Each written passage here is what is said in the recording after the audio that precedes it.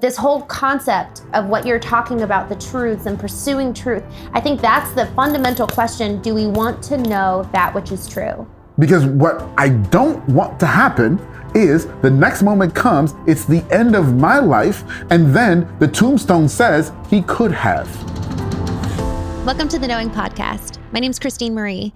Each interview, each guest that comes here on the podcast is conducted Stephen King style, which means that I get to know them right along with you. There's no preset agenda. There's actually no real introduction of each guest. And the reason for this is that we withhold judgment. We withhold any kind of bias so that not only do we get to know them and remain curious about their story and what they have to offer us, but also we remain curious about ourselves. And by way of this podcast, we come to know not only our businesses, not only our relationships, but ultimately we come to know ourselves.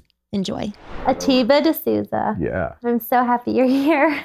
Well, you know, I'm happy to be here with you in DC. I know. We've only met in DC one other time. Yes. And we've spoken in Berlin on the same stage, San Diego. We've been all over the world together, but never in our own hometown. Never in our own hometown. So this is so fun. And we started talking about 3 to 4 different things just now, before when it was like, wait, we have to start recording. So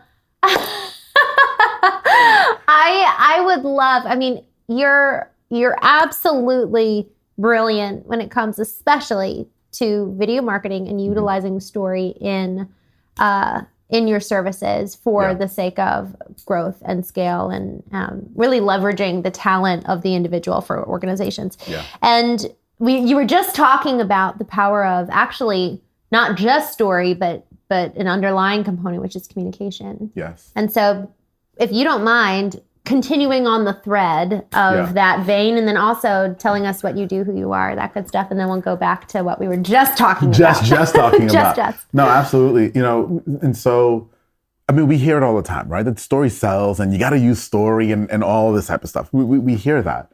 And it's true, right? It absolutely is true, because here's the reality. We as humans can't get off our phones. Okay?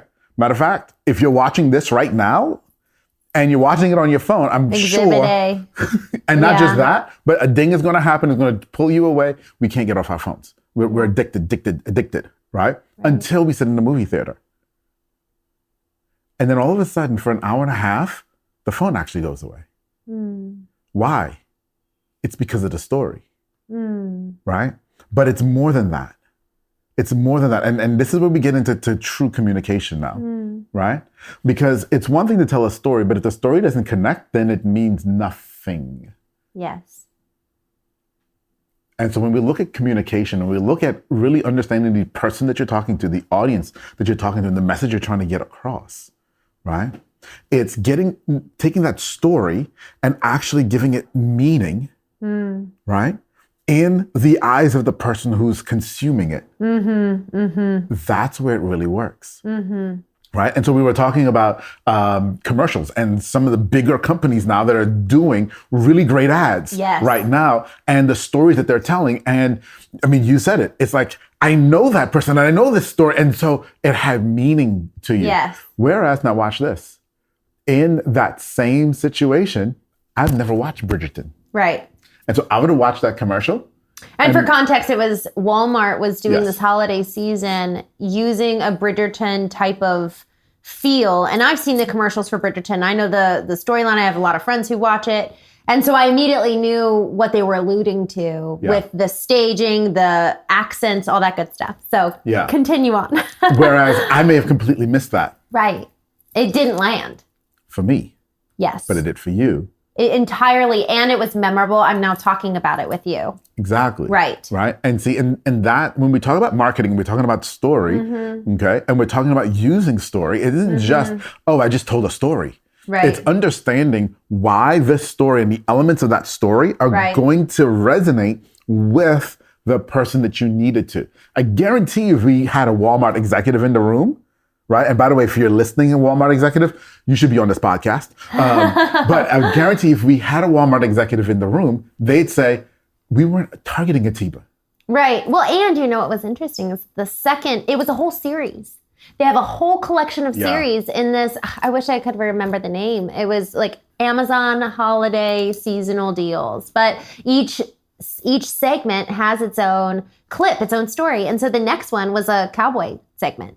Okay. And it was super interesting. So to your point, maybe they did curate content something for me. Yes. And it just wasn't that one. Yes. Well, and you didn't get the ad, I did. Which, based on my, they're clearly good on the algorithmic side. On the targeting side of it. Yes. But that's the point. Yes. Right? So good. That's the point. And that's communication. Right? That's communication. Look, let's face it. If you've ever been in a relationship, you can say the same words to this other person that you're in a relationship with in two totally different ways and get two totally different responses. Oh dear, you're so right. Oh golly, this is such a good train of thought. The stories that we tell and the strategies we use to create an emotional connection on the marketing side, how does that translate into the manner in which we seek emotional connection with our partner, our kids, our families, our parents? Absolutely. How do you do that? Absolutely. This is a really great question, and it's not an easy question to answer, right? It's one of the reasons why they say, let's just talk marriage for a moment. Okay. Why they say marriage is hard. Yeah. Right? Because in this context here, you have a situation where it's you and this other person. And technically, you're doing this and coming closer and closer and closer and closer and closer together. But as you're coming closer and closer and closer together, you're also changing. Right? And so, yes, as a spouse, it's incumbent upon me to consider you, my spouse, and how best to communicate to you. Right. How best to tell story to you. How best to, dare I say, even influence you. Right? But guess what? What I did last week is not going to work next week because you've changed. Atiba, this is fascinating. Keep going. I want to thank you for what you're about to say and where you're going with this, because this is incredibly important. So I learned that lesson very, very painfully about 9 years ago, maybe 8 or 9 years ago. Okay.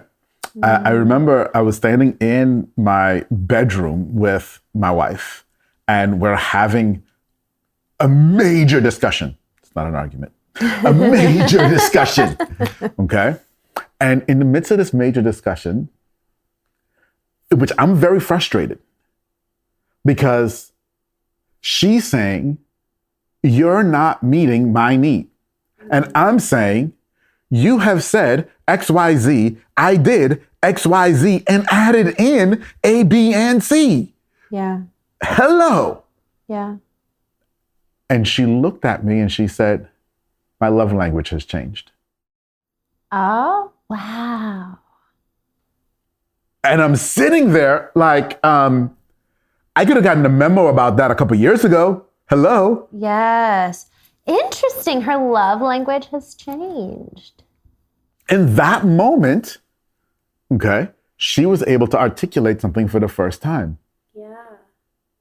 She was able to articulate that, yes, when the kids were young, I needed you to do the dishes. When the kids were young, I need you to do this. I need you to do those. Service. Okay. Now the kids are teens. I no longer need those things. And so you're doing those things, but it's not meeting my need. And I'm sitting there like, how was I supposed to know? Yeah. But that's the point. Right. As we grow, supposedly here, together, we're also changing. Okay? And so we're constantly doing, and it takes a lot of work, right? In my agency, we talk a lot about being obsessed with your audience, right? Being obsessed and really understanding our customer's audience and our customers understanding their audience really, really well, right? We build these ideal customer profiles that are 35 pages long and just really in depth and detail. I say, you should know what their poop smells like. Oh, my. That's how you should know your audience. But in relationship, it's the same. going to town on your partner and your kids? Everyone. Yeah. Okay. Kids are hard. Let me just be blunt. The kids are hard. I think the kids are even harder than the spouse. And the kids are harder than the spouse because, and I'm speaking strictly from a male perspective here, okay? Because I think my wife may look at it slightly differently than I do on this. But looking at my 3 kids, right? My youngest is now 17, about to turn 18. My eldest is 25, right? Looking at the 3 of them, about a decade after I wish I had learned the lesson on how to communicate with them, I learned the lesson. Tell us. Tell us a story. But it was a different lesson for all 3 of them. Interesting. It was different for all 3 of them. The communication style lesson, essentially. Yes. And so this is where it gets weird and wild. So with my eldest daughter, she's a lot like me. And she presents a lot like me, right? Like when you meet her, you'll say, you are your father's child. Yeah. That's what you'll say when you meet her. And so when we bumped heads on things with her growing up, I understood that. Yes. Right? Right. I understood that. And it was, and she always wanted to push the limits. And so she was always a lot like me, but she was a gift person.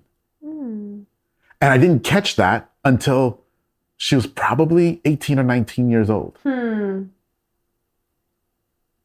then would have wished I'd known that 10 years earlier, because now I'd have realized, oh, so when you came and you wanted that ridiculous can of tuna to make this ridiculous dish that you wanted, you really wanted me to buy that, and that's what you would have felt was a gift to you, and you would have been a much better child. Interesting. So effectively, she wanted to make a meal for everyone, needed the can of tuna for it. Well, not for everyone, just for herself. Just for herself. Okay. And then by way of you not buying the can of tuna, she felt like you were withholding love. Right. Okay. Isn't that wild? And it wasn't a gift. And she just wanted a gift. Now, what's interesting, parents, was it wasn't that we didn't see that in her, but when we saw it was, I remember her freshman year of high school. She came home and she said that this little boy liked her. Well, how do we know that he likes you? She says, he gave me a candy bar during a track meet. What a good tool for parents, Atiba. What signifies to your child that someone else likes them? And then that's probably their love language. That's so good. Right, it is. Yes. But what did we do instead, especially as a dad? What did I do? I'm like, just because a boy gave you a candy bar doesn't mean he liked you, okay? No. And I actually shamed the activity and the action and the whole thing around it because I was trying to protect her from, you can't just get a random thing from someone and think that they like you and then get your hopes up and then you're going to get hurt and you're being so protective and loving in your way. And create this whole thing. Okay. My youngest daughter presented a lot like my eldest daughter. And I remember the conversation with my wife and we're talking about her and she's just like, yeah, she's acting just like Mila, our eldest, right? And I said, yeah, but it's not the same. That her motivation isn't the same. She's doing the same things, but it's not for the same reasons. Okay? And I didn't understand her until this past summer.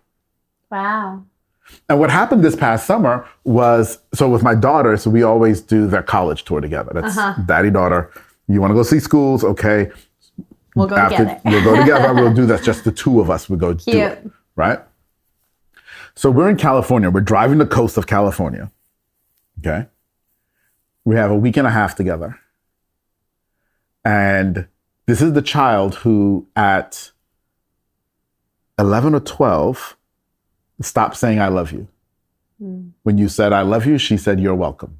Oh, that's surprising. This is the child that has told me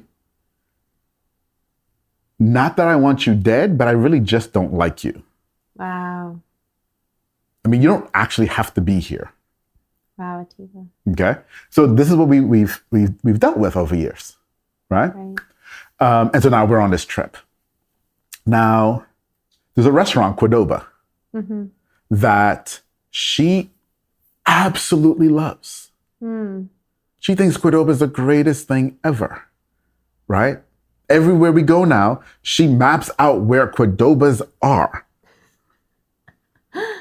and then begs to go. She's very passionate. Very passionate about Cordoba. And so we're talking about that in the car because I loved Cordoba. And when they were kids, I used to take them to Cordoba. Oh. And she hated it. She used to fight. The other two loved going. And she would sit there and she would sulk and she wouldn't want to eat and she would, okay? Now, you absolutely love it and think it's the world's greatest thing. And how come I didn't know about this before? Right? And so we're talking about that. And she said, you know, when I was young, I used to love doing chores. There were a lot of chores that I really loved doing. But you would come and remind me to do my chores, and then I wouldn't want to do them anymore. And then I hated doing my chores. And so I didn't like Cordoba because you took us there. So what did this tell you? So in the moment, it frustrated me. Yeah. Right? And it wasn't until a couple of weeks later, and this is one of the things, you've got to take time to process, right? Because it doesn't always, and I was just listening to a great Huberman podcast on this, that we go through a situation, but it's not until you have a moment of deep rest with that situation before you can actually learn the lessons of the situation, right? You don't learn the lesson in the actual situation. You need that moment of rest. Moment of rest happened a couple of weeks later in a conversation with Mike Filsame down in Florida. And Mike and I are sitting at breakfast and we're talking about this. And Mike said, so she's really just a leader and she just wants to lead. She doesn't want to follow. And it was in that moment, it all just became clear. Yes, this child does not want to be told what to do. She wants to figure it out, even if it's the same things you already were going to tell her. She wants to be autonomous and make her own decisions. She's also the child who now has decided at 17 years old she needs to pay for her own groceries. Why? Didn't ask. How much are you want us to tally up with your... No, I'll just figure it out and send you money. Wow. I don't need your money. I don't want your money. Yes. Is she still in high school? Yes, yeah. She's a senior. She's going to graduate. Interesting. And so, you know, it's. I wish I knew that 10 years earlier because it changes the way you would parent that child. Well, and potentially cultivating and giving opportunities for leadership to be cultivated. You know, it's, wow, that's so interesting. So how would you, looking back, so let's say take back a decade ago, obviously a decade ago for your eldest is different than a decade ago for your younger, but like, what would you advise even parents today who have kids 7 to 15, let's say? Yeah. How do you identify those moments and really learn from them? Because she probably gave signs earlier on. Yes. And you start to, now that it's crystal. You see it all the time. Yeah. And you're like. Yeah. So what would you tell parents now then? I mean, gosh, that's such a huge thing. It changes the entire fabric of your relationship. It does. And I think the answer isn't singular. Okay. At all. Right. Because the biggest thing that it takes, and this is one of the big things of life, I think, as well, is recognizing that what you believe as true today may not be true tomorrow. Okay. And we as parents very stubbornly believe truths about our kids and about ourselves. And we want those truths to be true. And we hold those truths to be true. And we expect that we live up to those truths. And when we do that, it creates blinders on us that disallow us to actually see what's going on. With my eldest daughter, oh, no. You can't just take a gift from a boy and then think he likes you and then start, oh, no, that leads to teenage pregnancy. Oh, no. We got to get that. Oh, no. Right? That's a truth that I believed that disallowed me from seeing what was really going on.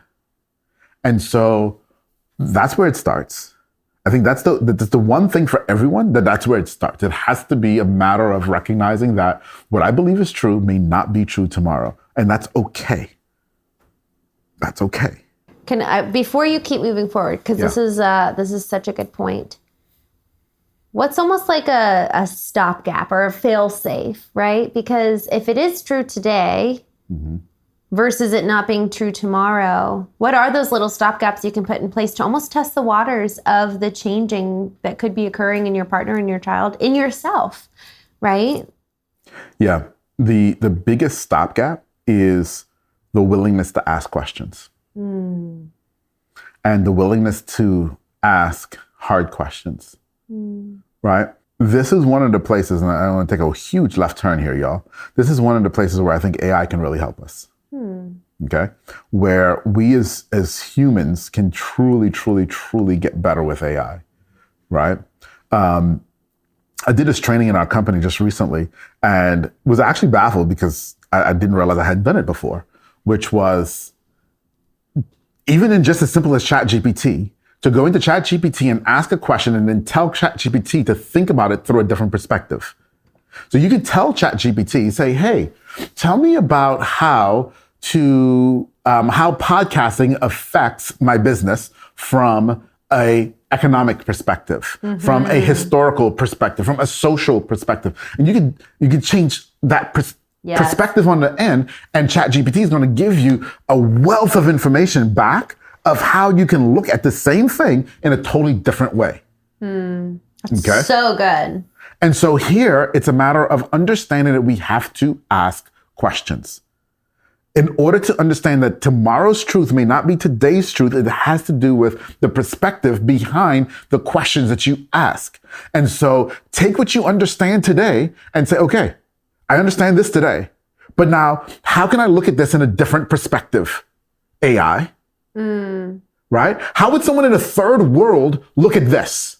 This is so interesting, Atiba. I had a hard conversation earlier this week and I recorded it. I now tend to record conversations, frankly, because I don't trust myself to remember accurately. Feelings get in the way. We're never going to be objective.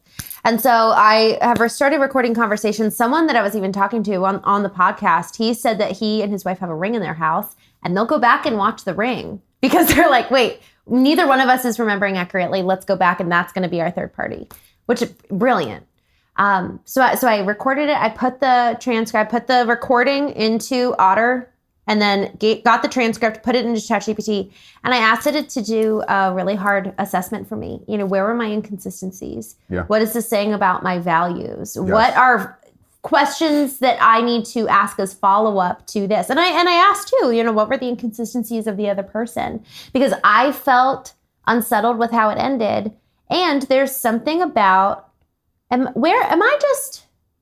this unsettling feeling coming from my own past wounding or pain that's clouding my ability to really understand the situation? Is it past wounding or is it intuition right now? There's a very fine line and it can be really, really hard to see. And so it was able to kind of speak back to me and guide me in the objective aspects. Obviously, it can't take into account tone, personality, etc. However, it was really helpful, especially in pointing it back to me. You know, we're supposed to take the log out of our own eye, and then we can even try to see clearly to remove the speck in the other. And so this whole concept of what you're talking about, the truths and pursuing truth, I think that's the fundamental question. Do we want to know that which is true? Yeah. Because if we do, we have to be willing to look at ourselves as well as the other person. Most of us don't. First, chiefly, do we want to know the truth? Most of us don't. Yeah. Most of us don't. Okay? If we're being completely honest, most of us have no real willingness to know the truth. We'd rather the Stepford picture of the world that we have, because that's our reality, and make our reality right. Okay? Yeah. And that's cool if you just want to live in that little bubble. But if you have any aspiration to affect this world, you can't do that. And have strong, vibrant relationships. Right. Yeah. You can't. And it's the type of thing where it's unsettling and it's uncomfortable. But that's what growth is. Yes. Yeah. Right? That's so good. And as organisms, we are designed to grow or die. We're not designed to stay the same. Okay? Now, in this country, growing usually means that type of growth. But that's not the growth we're talking about. We're talking about this growth, the spiritual growth, the emotional growth, right? Yeah. We're designed to grow or we die. So many people live life. And frankly, I feel like I lived for 28 years of my life asleep. I effectively had not even begun to live because I didn't know the truth. I hadn't cultivated the eyes to see the truth. If you think about like when you go to the optometrist and you kind of put your face toward the dials and then your face toward the machine and then the dials start to shift, right? And now we can see clearly once we've adjusted our lens. And I think that that's kind of a picture of what you're talking about. The truth yesterday is not the truth tomorrow, because the dials need to shift. Yes. And the fluctuating flexibility. Yes. Of the dial shifting for yourself, for the other person, to be informed by something new. Yes. So my youngest daughter is currently ranked number 4 in speech in the country. Wow. Yeah, she's no joke. She's pretty darn good. No wonder she didn't want to be told what to do. Right. She's like, I got to go out and be 4th, probably number 1 soon. And she did a speech some years ago on improv. And the concept of yes and in improv. And if this is true, then what else could be true? Right? Was it recorded? I do have a recording. I would love to see. And so one of the things in there that really struck me. What a brilliant topic. Did she come up with that? She didn't. Okay, I was like, wow. She didn't in all. So in this, so she competes in many different categories. Okay. And so in this category, it's you have to take someone else's speech and redeliver it. Curious. Okay? And so she took someone's TED Talk and redelivered it. Okay. Right? And yeah, so it was really brilliant. So I will send it to you.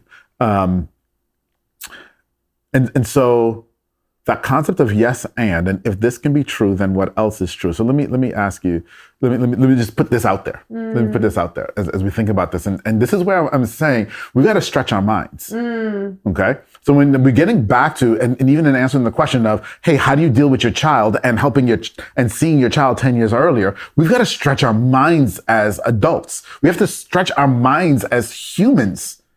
Okay? So on this planet, we have believed in this thing called photosynthesis forever, right? That we needed the sun. And then there were plants that absorbed carbon dioxide and gave off oxygen that we as mammals and animals breathe. That's the whole process, right? Okay. We know that happens. We do know that does happen.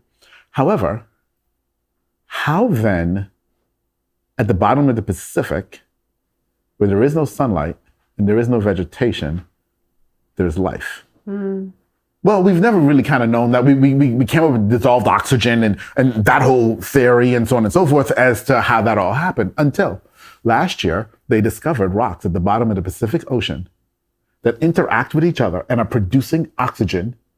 Rocks? Rocks. I did not know this. That are supporting life. What?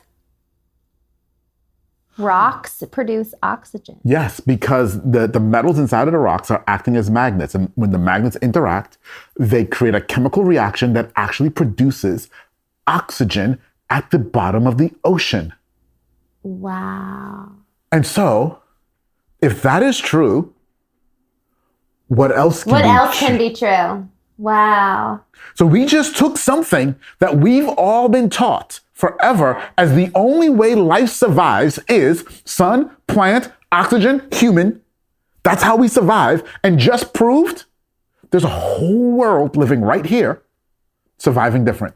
You know what I think so fascinating with that? One, wow. Two, we knew, okay, so if X, then Y, right? Uh-huh.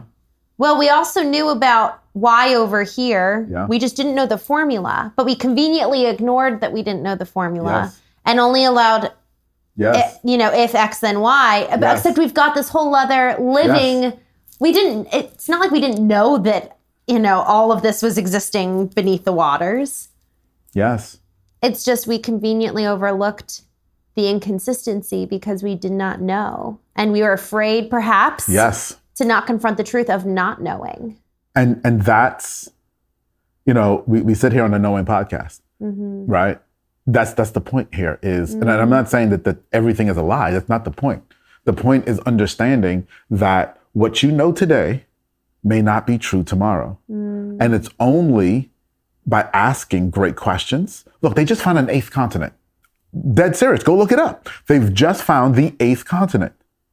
Oh my goodness. I need to get better on my news capturing and reading scientific journals. Right? New Zealand and I forget the other island are the 2 only pieces of this continent that are above water. What? There's an entire submerged continent that New Zealand is attached to. Wow. They've just discovered this. They've been looking for this since the 1500s. In the 1500s, they said it might exist. They've just finished mapping it, and they've just proved that it actually is a continent. Wow. I need to go do my homework on that. That's fascinating. So how then do we exist in this world? Yeah, right? How then do we exist with confidence, surety, boldly speaking that which we know, Yes. very much so, taking into account that it could all change tomorrow? It's very simply, actually, but also very difficultly. Okay? And so here's the reality. That confidence and that boldness is based in the fact that I'm right and you're wrong. Just think about that for a moment. In order for me to be right, somebody else has to be wrong. That's how I get confident. Ooh, I have a feeling this is getting very existential. I'm very excited. Let's go. Okay. Okay, just think about that for a moment. Yep, I hear you. I've got to be right and you've got to be wrong. All right. Right? Yep. That leads us into an entire discussion. And so now we're dealing, I'm taking you in, we're going in on stuff I'm Moral personally absolutes. dealing with right now. Yep. Okay? There's a concept of mine. When you say something is mine, you become possessive. Mine? Mine, M-I-N-E, Yeah, mine. mine. Right? This is mine. This is my opinion. This is my belief. Yeah. At that point, you become very, very possessive. When you become possessive, you're willing to defend. The defense sometimes looks like confidence. Okay? All of that, though, is based in fear. What if we change the word mine to a? I have a perspective. Today, this is the perspective. Yes. Yes. Oh, there's so much freedom in that, Atiba. There's so much freedom for growth and for change and for new information. That's such a beautiful transition. But it also allows for you to have a perspective that's and you. different than mine. Yes. And they can coexist. Okay? I don't have to be a Republican and you be a Democrat and we be at odds. You don't have to be a Democrat and I be a Republican and we be at odds. Yeah. A perspective, a perspective. Yes. It's a perspective. It doesn't make it right or wrong. Okay, so can we go to the moral absolutes piece here? Because I am curious, there was someone very, very close to me that had a concept. He was dismantling his life. and said effectively that he never wants to believe anything, that he always wants to be evolving. And I was like, but then, it's almost like a tent without stakes. Right. You're just you're going to blow away. And I want to be different I want to be different at the end of this year than I was at the beginning of this year. I want to be different at the end of tomorrow. I mean, not significantly, but different. I want to have evolved. I want to be different tomorrow than I am. I want to be different than I am today. Period. And there's 100% a changing and a shifting and an allowance for growth and grounding. Yeah. So where do you stand on that? What's an opinion? So an opinion on that is you can stand on what you believe is your perspective today with the flexibility of recognizing I can change it tomorrow without being disloyal to yourself. That's actually being very loyal to the world and being very loyal to the universe. Okay? Just think about that for a moment there, right? We sit and we believe this thing today, and my actions are based on this thing today. That is true as I understand it today. But if it's not true tomorrow, because I've now learned something new that causes me to see it differently, then why would I stand on this as an absolute? Why would I now say, today the absolute has changed based on new understanding? Okay. On my way here, actually, I saw, not on my way here, but just before I got here, an article, and I didn't get to read it, but it said that they just found a fossil in, I think it was Yellowstone, that is going to rewrite the history books on what we think of the animals in that area. Like, so if that is true, are you saying we're just going to use yesterday's history books because we don't want to rewrite them? And so, yes, you have to have moral absolutes. You have to say, this is what I stand for. This is what I stand on. But you also have to recognize that what you stand for and what you stand on is based on what you believe today. It's so fascinating because if we think about the natural progression of life, it's predicated on death and the death of beliefs, perhaps. Why isolate that to something physical?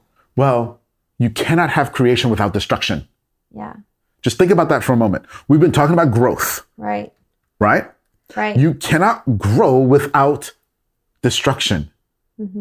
Okay? An acorn falls from a tree, and it is beautiful and it's wonderful in its shape. But in order for it to grow into an oak tree, the acorn must be destroyed. Yes, right. Okay? Right. We go and we look in a museum and we see this beautiful painting, and this painting sits there and we say, oh my gosh, this artist is a genius. But that artist destroyed a pristine white canvas in order to create that painting. And perhaps it's just, perhaps it's always pursuing the recreation, right? Because if we are just constantly deconstructing, to use my friend's point of, I always want to be taking apart. Well, there's no new life.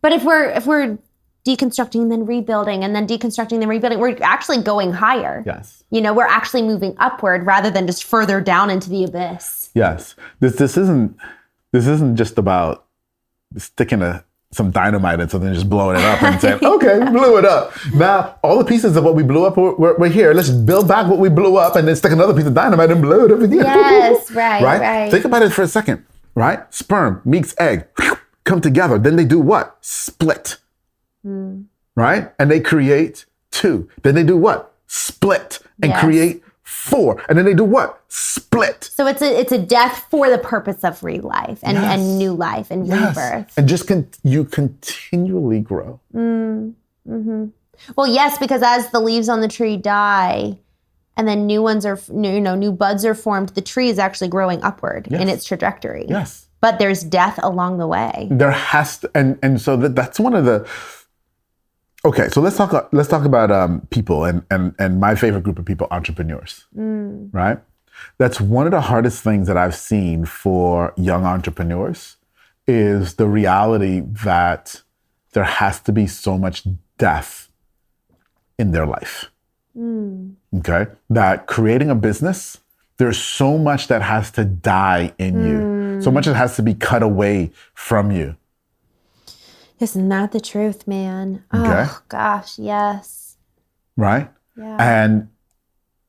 And that is terribly hard because so many of us don't want to. You said something earlier, something I said, you said, I felt that in my stomach. So many of us don't want to feel that feeling in our stomach. Yes. Where we have that feeling of, I know that pain. I don't want that pain. But you know what? Without that pain, there isn't growth.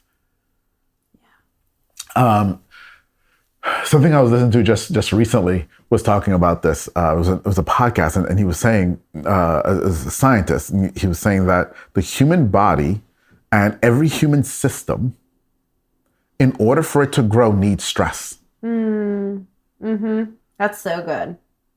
What a word. We've got to stress it. Yes. Right? Yes. And in that stress, you have decay. And so then new things can build.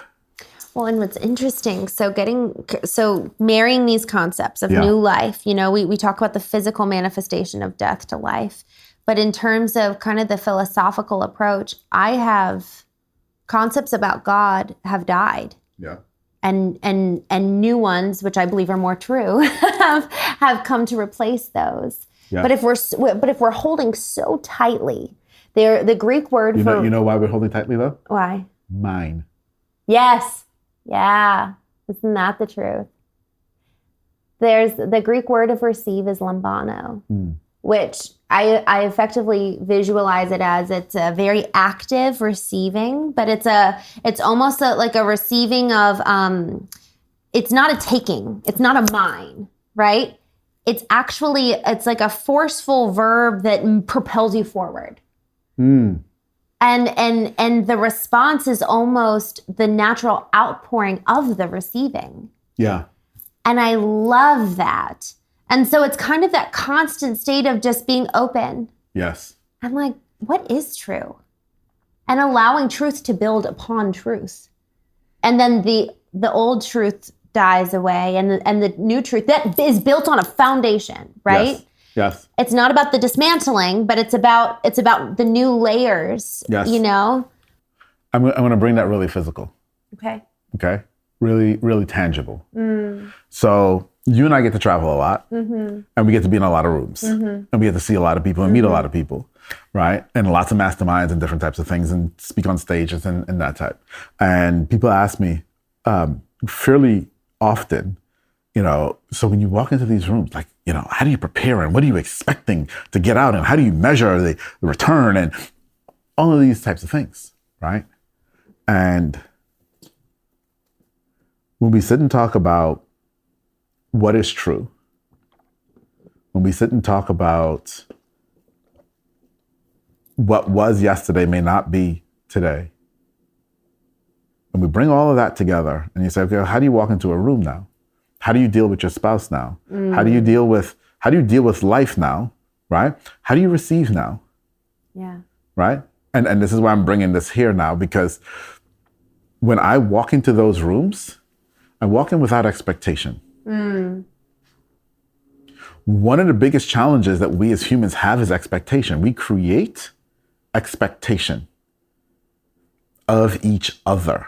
Yeah. Which only leads to disappointment. Okay?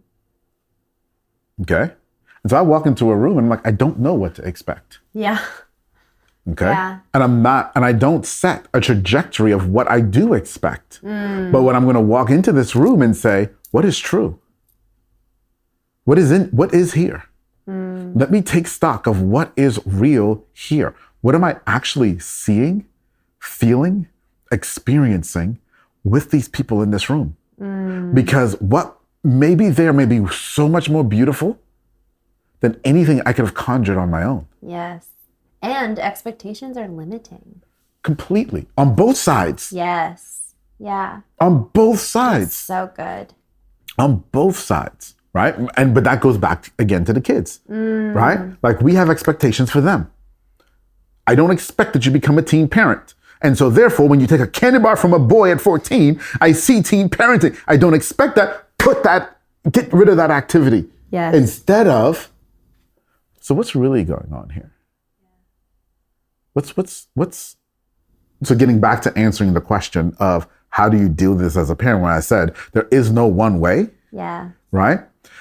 It's how do you look at the situation and say, what's really going on here? What's the perspective here that I need to be seeing? What's actually transpiring here? Because if you can start to see those things, then you can really start to understand what's actually happening in the world, what's actually happening around you, and then how, as we talk about communication, you can tell stories that affect that person, that actually reach them.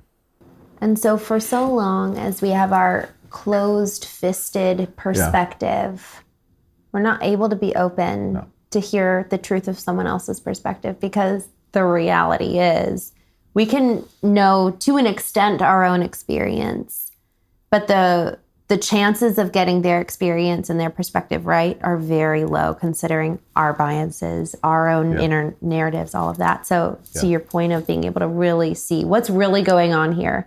But my daughter, this boy, so long as we remain so close-fisted as to my perspective, we're not really able to see clearly at all. So now let me take this to let's flip this on its head a little bit. Is this okay? Love it. So now let's look at this from another thing that we believe we know, right? They say what? We as humans use 3% of our brains, 5% of our brains, some ridiculous small number of our brains. So what more can our brains do? Yeah. That they aren't doing right now? So if this is true, if this is 3%, what does 4% look like? Yes. What does 5% look like? What does 10% look like? Right? So it's not a matter of whether you believe this or not, what I'm about to say, okay? This is an analogy a bit of, if this is true, then what? Right. Okay? And I can send you this. There's a great video of a guy who worked at Area 51 out in Arizona, talking about the extraterrestrials that he worked with out there. Okay? It's a type of video that after you watch it, you're just like, there's way too much detail for this guy to be making this up. It's like the kids who said they saw Jesus. It's just... It's like, what? How is this possible? It's just, right? Yeah. But whether you believe, fine. Here's the thing that was interesting to me in listening to him. There were many things, but here's one of them. He said that they weren't allowed to verbally communicate with the extraterrestrial. They could not verbally communicate. They weren't allowed to. However, the extraterrestrial and him communicated back and forth. And he said it was through visions that were shared. That telepathically they communicated. Okay? Now, I get that could be a little bit of a stretch for you. Fine. But let me ask you a question. You ever pull up to a red light and simultaneously turn your head and see the person in the other car and they simultaneously turned and looked at you at the same time? You ever have that moment where you and someone else are having the exact same thought? Yes. How the hell is that happening? So I'm not saying that extraterrestrials are true or not. Don't know, to be completely honest. But in listening to him explain how they communicated, it started making me ask questions about, well, if we're only using 3% of our brains, right? What if we use more? Could we communicate better with each other? I have no doubt. I have no doubt. Atiba, that's so interesting. I would love to see the video. That's so fascinating. I'll send it to you. The thing there is, again, getting back to truth and understanding that there's so many things that we, as you said, we know A plus B equals Y, right? But then we know Y exists over here. We just conveniently ignore Y. Yeah. And so it's stop ignoring Y. Yes. Be willing to ask the hard questions. Yeah. Be willing. That's a really, really, really hard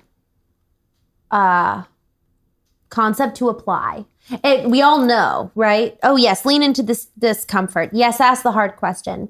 But when you really think about it, and the one that I'm thinking about, the one that's making me be like, oof, is I've had questions about God.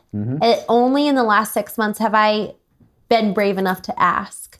Because frankly, I'm afraid of what I'll find. I'm like, I don't know if... Well, and I was really honest with God. I was like, God, I'm afraid that you're not going to be able to... That I'm going to find out that it's true, that my questions are true. And I don't want them to be true, so I'd rather not ask. And that's a lot of where most of us sit, right? It's good that you even are there because most people are just... Yes. Okay. Yes. Well, and about our partners too, right? Absolutely. It's like, I'm afraid you don't love me. Well, maybe it's true. Yeah. Or maybe it isn't. But we got to ask. I'd rather not know. I'd rather just assume that it's true. Yeah. Or just move on and live my life in this pretty little bubble that it said. Yeah. And, you know, the questions about God are always great ones. Right? Yes. Let's look at religion. Let's look at humanity.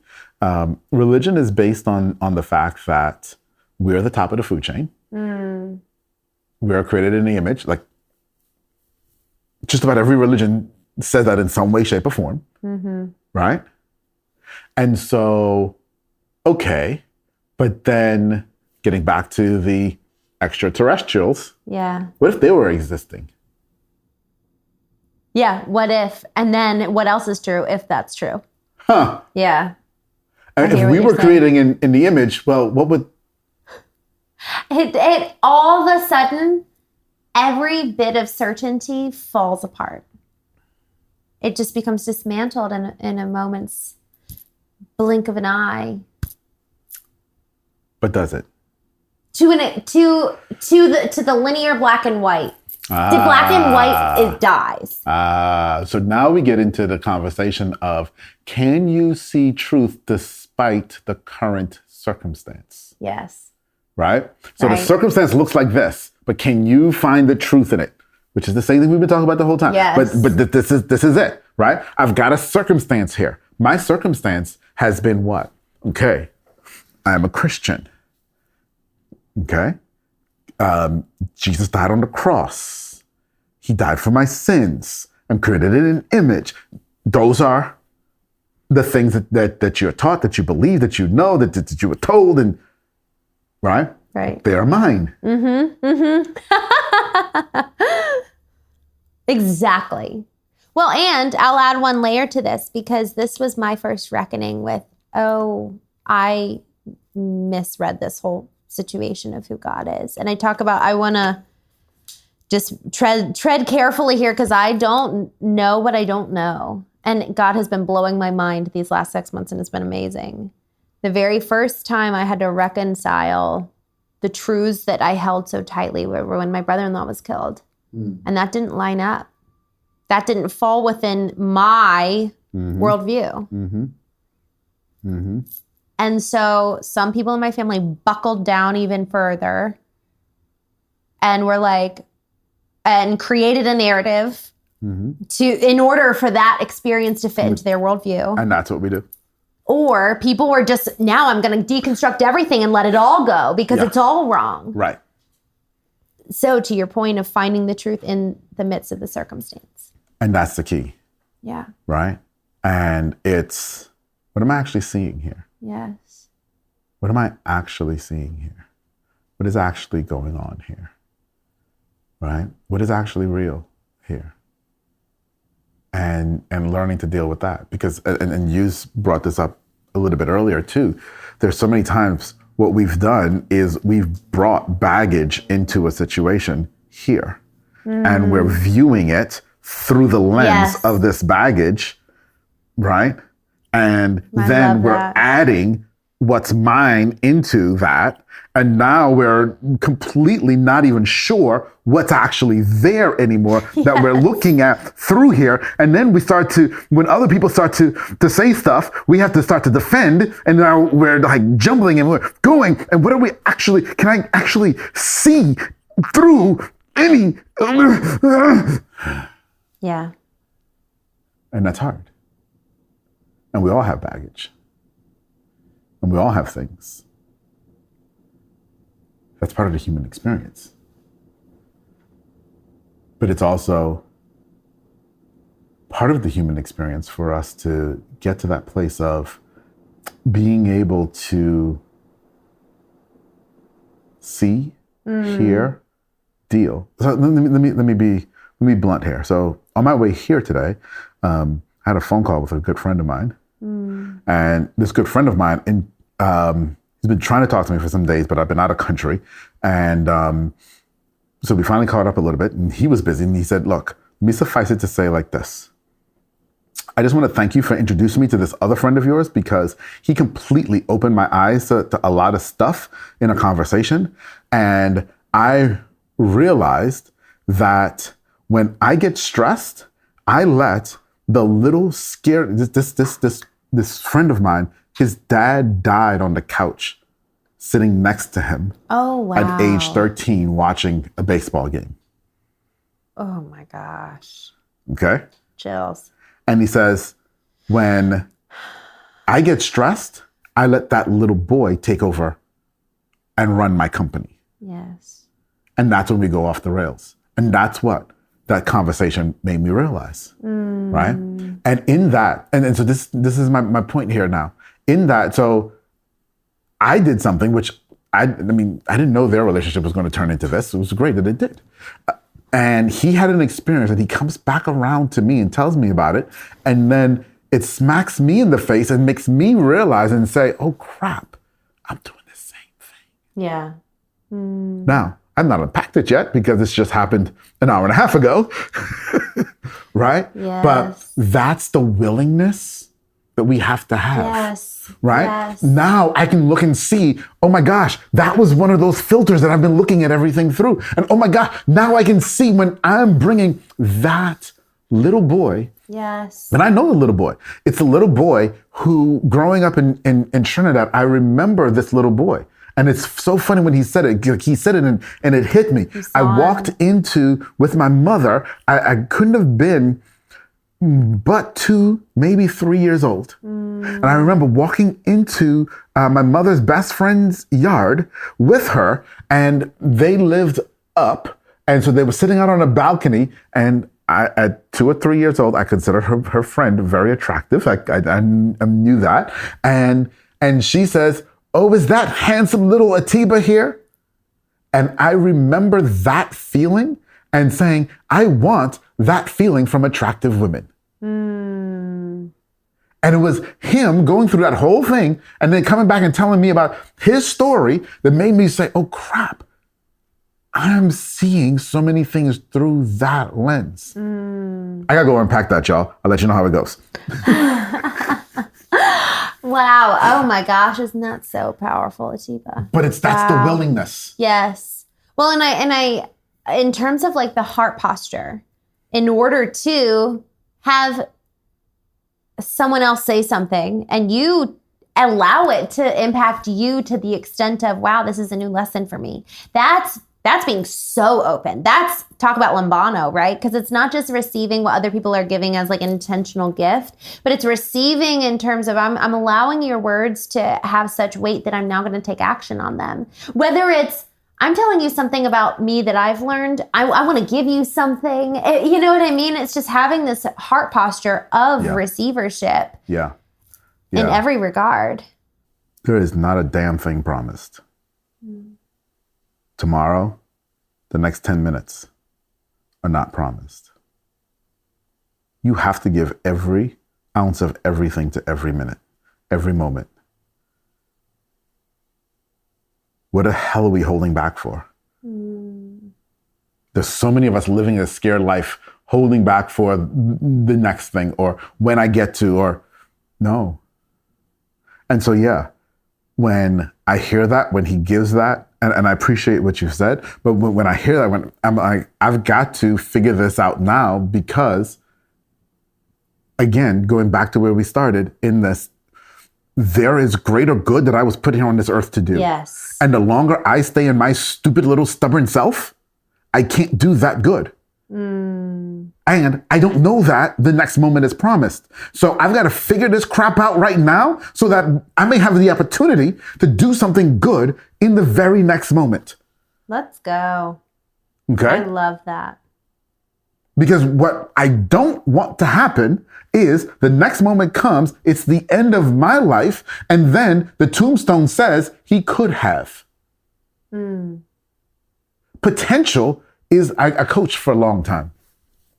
I coached for a very, very long time, and I coached a lot of great athletes, some names that you might even know, athletes for a very long time. And one of the things we always talk about with the athletes is potential is the worst thing that you can have. Wow, because you're not actualizing it. Exactly.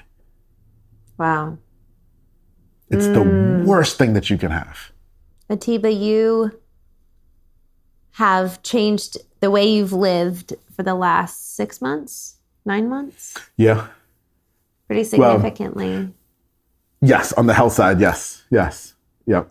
And I believe it's impacted other areas. If you're willing to I'd love to kind of wrap up with this.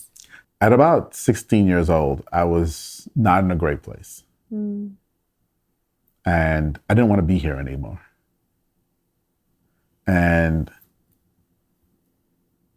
I said to myself, I said, yeah, but you gotta, we can't just leave. We gotta at least help one person. Right? And I said, okay, we're gonna help one person. I don't know what that's gonna look like, but we're gonna help one person. And about a week later, I'm in high school. Someone comes up to me and they say, thank you for what you said to me. You saved my life. Wow. And I said, well, I've helped one person. I said, well, okay, but that seemed a little too easy. Maybe we need to help another. Wow. And so it began. Right. And so that's a lot of stuff happened and began there. Yes. Wow. And that led into my 20s of really trying to help people and be and so on and so forth. However, the challenge that I had was I did it from a very egotistical perspective. Okay. I did it from the perspective of I'm going to help you because I'm going to see you grow so that I can take credit for it. Even if it's not publicly, but I can. You knew. Yeah. Right? Yes. And well, if you've ever set out to help people and help people change, it's hard. And most people won't. That's depressing. And that's exactly what I became. Yes. Wow. Okay. Wow. That coupled with taking a lot of that ego and then saying, okay, how can I do this better? And then becoming a church planter and planting a church and starting a church and having a church fail. Okay.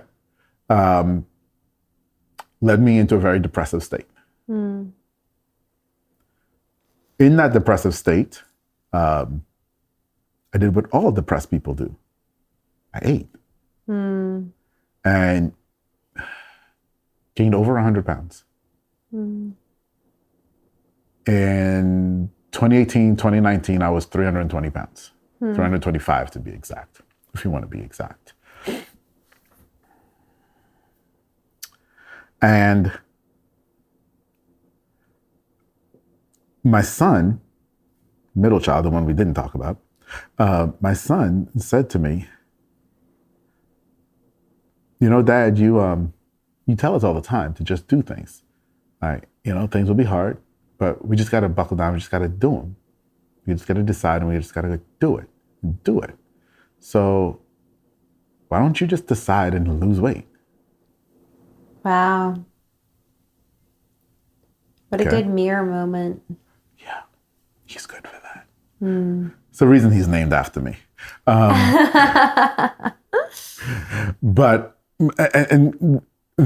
more than just a mirror moment, it also showed me that I was being a hypocrite. And it was because I've always told my kids, your job, if you in life get to the place where you can look me in the eye, I have failed you.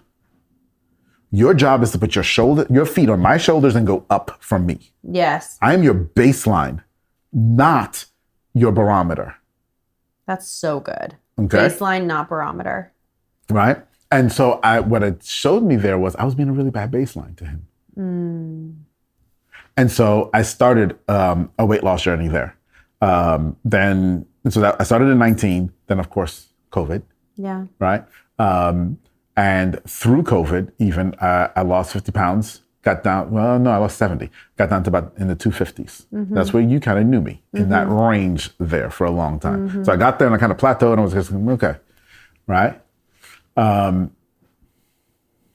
then at the beginning of this year, and so it wasn't that I didn't want to keep losing the weight, because the goal was to get back down to about 220, 225. Wasn't that I didn't want to get there, but it was just, you get comfortable. You know, that's life. You get comfortable, right? I lost 70 pounds. Come on, y'all. And with traveling so much, I mean, that's really it's hard. Yeah. And so I had all the excuses. I did. And it wasn't like I wasn't trying, but I had all the excuses. But in the beginning of this year, in January, I sat down and I looked at what were our goals and where we wanted to be and the impact we wanted to have at the end, in this world by the end of 2025. And I realized that even though we had done really, really well, the company was doing well. And when I say that, I mean in terms of who we've impacted and how much we've helped and how much we've helped other people grow, right? Not the money we're making, but the impact that we're having is what I was measuring. Right. Even though that was happening, it wasn't going to get me to the goal. So real talk, real simple. One of the things that happened in the middle of the pandemic was I fell in love with the culture of the Philippines and the Filipino people. And I made it the mission of our company to help free financially, generationally, 100 Filipino families. Okay? And so we work for that. We take on clients for that. We hire for that. And we're changing the generational wealth of your family when you join our company, right? And so at the beginning of this year, I'm sitting there and I'm looking at what we're doing and where we're going. I'm like, okay, well, we're at 23, which by most people's standards would say that's really good. We've helped 23, like we put people through college.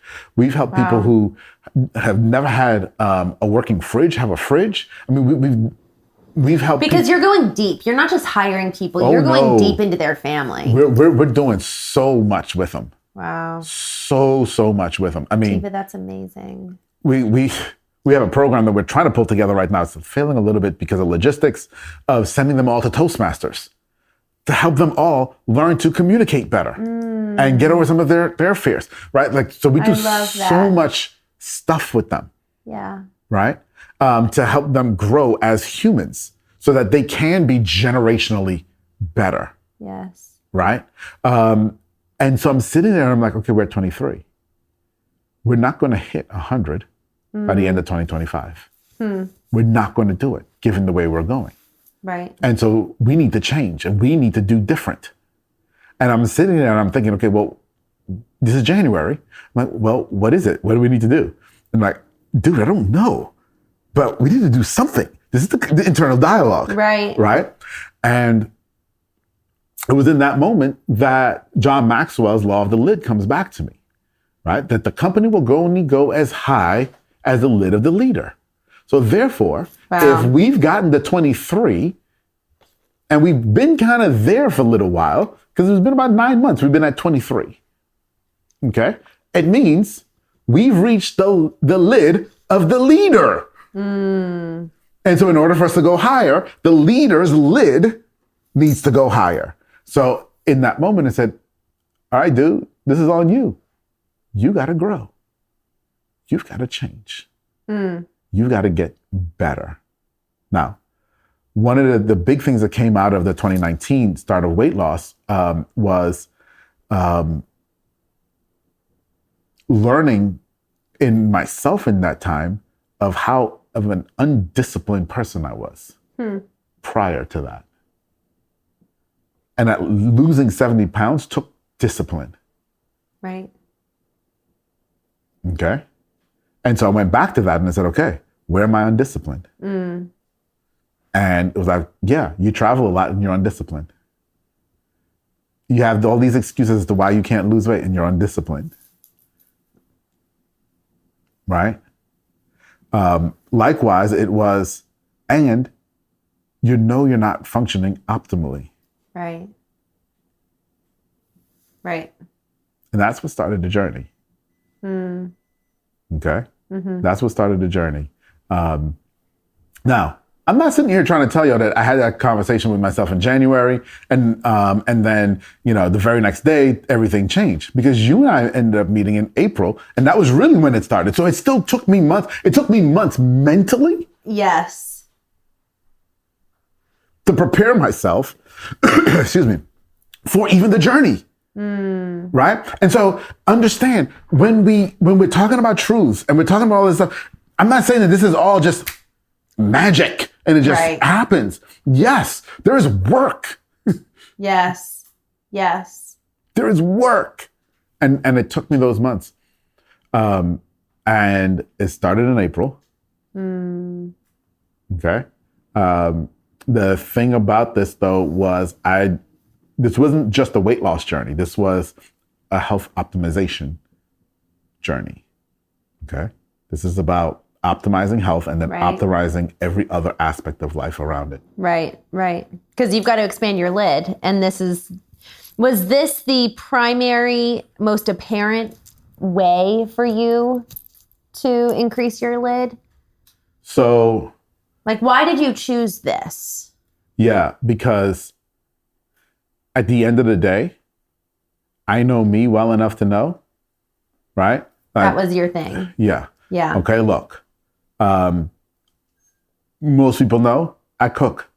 Most people know I eat. Most people know me for food, right? If you're going to a new city and you want to know what's a great restaurant, you call Atiba because he's probably already been there and found it, right? And so I know food. Right. Okay. And so this required a different level of discipline, which then seeps into other areas of life. Yes.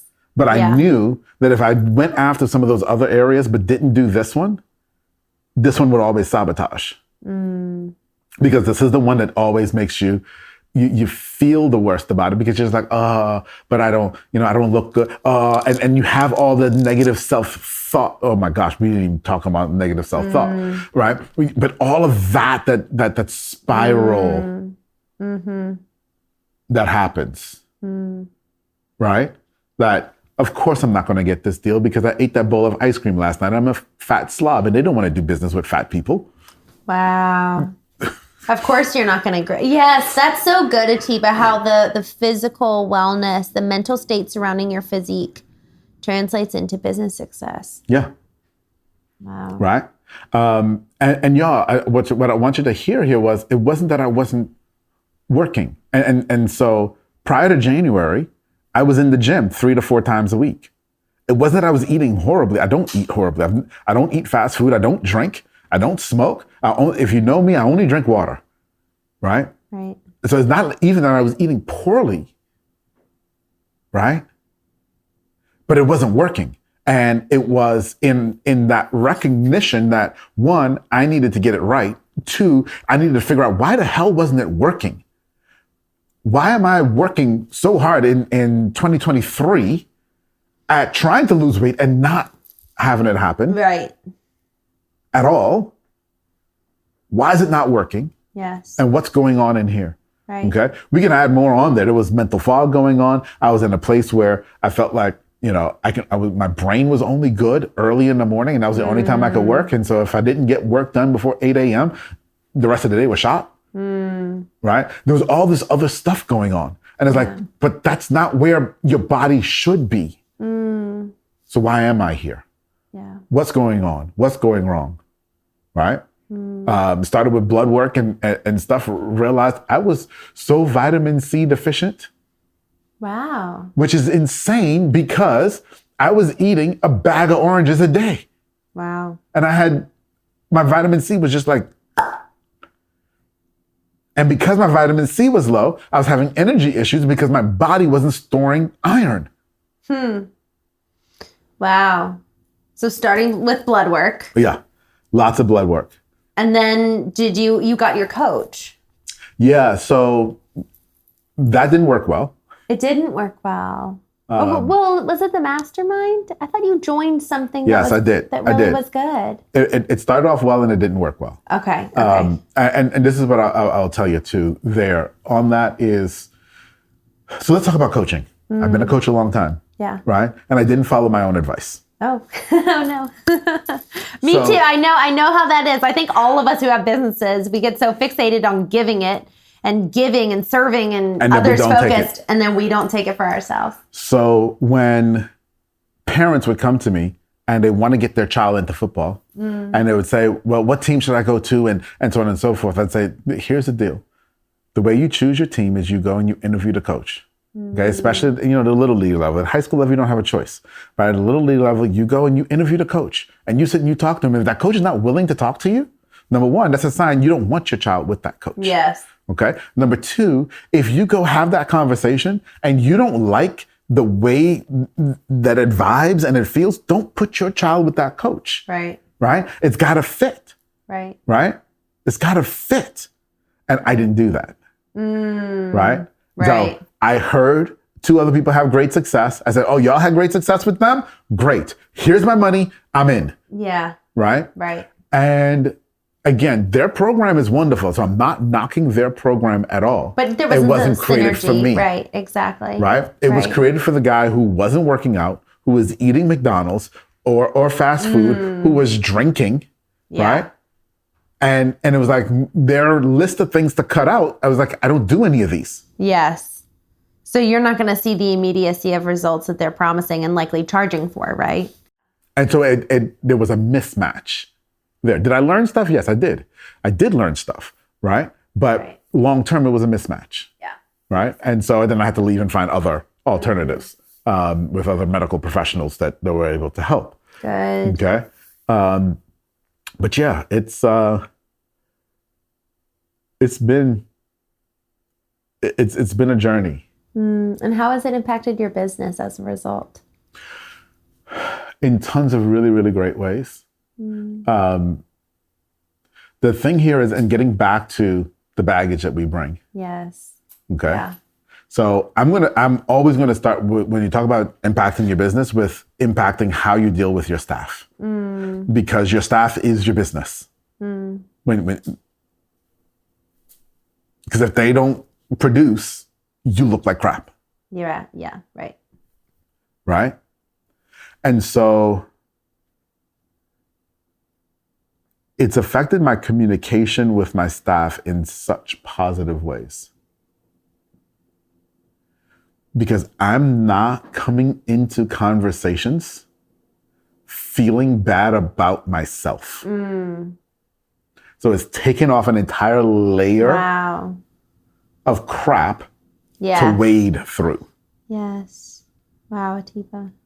So that again, I can get back to seeing what's really going on here. And much more so, I'm sure, with your wife and your kids. Yeah. And oh, absolutely. Yeah. That's amazing. Absolutely. Atiba, thank you so much for sharing. And I really, really, really appreciated your points and perspective. I mean, gosh, there's a lot here. So thank you. You're welcome. Thank you. You're wonderful. Thank you for tuning in to this week's episode on the Knowing Podcast. Here's the thing. While you and I can pursue therapy, we can pursue masterminds, network opportunities, there's a lot of external opportunities for us to further engage and propel our journey of knowing self, knowing our relationships, and knowing our business. But what I hope for you is that beyond all the external, that you take the questions asked during this conversation, any revelations that you garnered through listening, that you take it and you actually apply it and go inward, that you take time this next week to do some self-reflection, to get to know yourself through your own efforts, because you are worthy of knowing. I'll see you next week.